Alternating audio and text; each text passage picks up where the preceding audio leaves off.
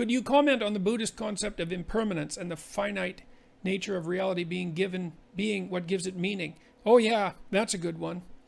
And how that concept conflicts with ideas of eternal life in heaven. Jesus, man, that's a lot of questions. That's a lot of hard questions. Well, let's start with... I'm going to only answer one of those, I think. It's just too much effort to get all three of them in the same... It's like hitting 3 fastballs with the same swing of the bat. I don't think I can manage it. How does the finite nature of reality give it meaning? How is it that the finite nature of reality is what gives it meaning? God, that's such a good question. Well, I can answer this obliquely. I'm going to talk about something that happened to the comic book character Superman in the late 70s. So Superman was extraordinarily popular from the 1930s right up to the 1970s. But one of the things that happened is that as he became more and more popular, he also got more and more powerful, right? So by the 80s, Christ, you know, you could bounce a hydrogen bomb off Superman's chest and he could juggle planets. And, you know, that's all well and good, except what kind of adventure is he going to have, right? Like, you know, if you can't blow him up with a hydrogen bomb and he can juggle planets, nothing interesting can happen to him. He can be anywhere he wants at any time, and he can do anything he wants with no effort under any circumstances whatsoever. So he's like a permanent deus ex machina. I think I've got that right, which is Superman is boring because God always comes in at this last moment and saves him from whatever predicament he's in.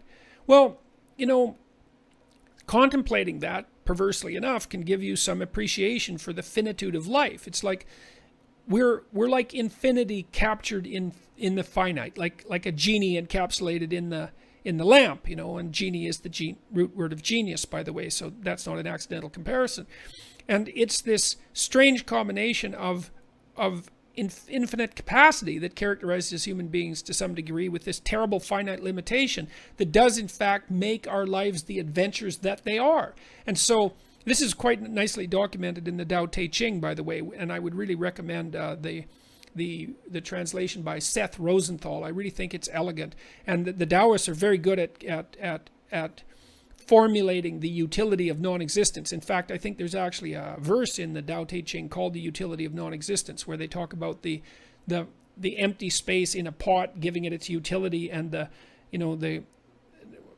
so that's what the pot isn't, in some sense, that makes it what it is. And that's also the case with human beings, is that we have these intense limitations that we can then attempt to transcend, and that it's meaningful to transcend those limitations in such an interesting way. And I don't know what that means in the final metaphysical analysis, but you see that we do this voluntarily to ourselves too, because bored people will place restrictions on themselves just for entertainment. That's exactly what we do when we play a game. So for example, if you're playing chess, you subject yourself to all sorts of arbitrary limitations, right? There's only a certain number of things you can do with the chessboard and the chessman.